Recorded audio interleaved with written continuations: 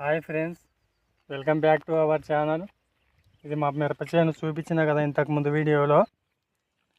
ఈరోజు ఒక స్పెషల్ చూపించాలి. ఈ చేనులో మా పచ్చిమిరకాయలకు దిష్టి తగలకుండా దిష్టి బొమ్మ ఏర్పాటు చేశాము. చూడండి, మీలో ఎవరైనా ఇక చేసినారేమో కామెంట్లో చెప్పండి. ఇలా ఒక చెట్టు తీసుకొని పాతది, దాంట్లో కొంచెం చెత్త పెట్టి ఈ కుండ పెట్టేస్తే మన చేనుకి ఎలాంటి దిష్టి తగలకుండా చాలా బాగా ఉపయోగపడుతుంది. ఇక్కడ ఒకటి అక్కడ ఒకటి పెట్టేశాం, రెండు ఉన్నాయి మా చేనులో. మీ సైడ్ కూడా ఎవరైనా ఇలా చేస్తారేమో కామెంట్ చేయండి. మా మిరపకాయలు ఎలా కాసినాయో, పండు వచ్చినాయి, అప్పుడే పండు వారినాయి చూడండి. ఇక్కడ కూడా మొత్తం చేనల్లా పండు వారింది, చాలా వరకు 50% పండు వారింది. ఇంకో బొమ్మ కూడా చూపిస్తా పదండి, అక్కడ ఉంది.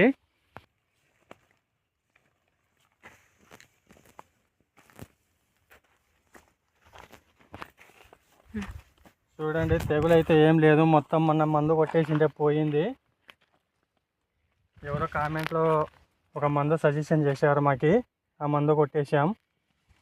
ఇప్పుడైతే తెగులు అయితే ఏం లేదు ఫ్రెండ్స్, చాలా బాగా వచ్చింది మా చేను. చాలా హైట్ కూడా పెరిగింది చూడండి.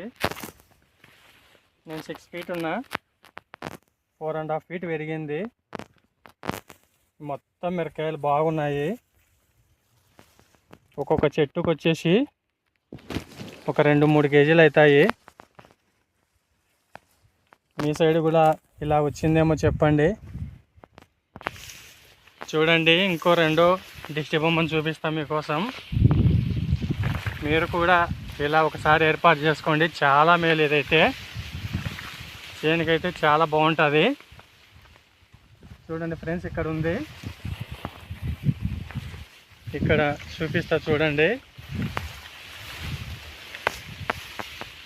ఇది కూడా ఒక పాత చెట్టు తీసుకొని చెత్త పెట్టి ఒక కట్టెకు, కుండకు అట్లా చేయాలి. మసిబొట్లు పెట్టుకుంటే సరిపోతుంది.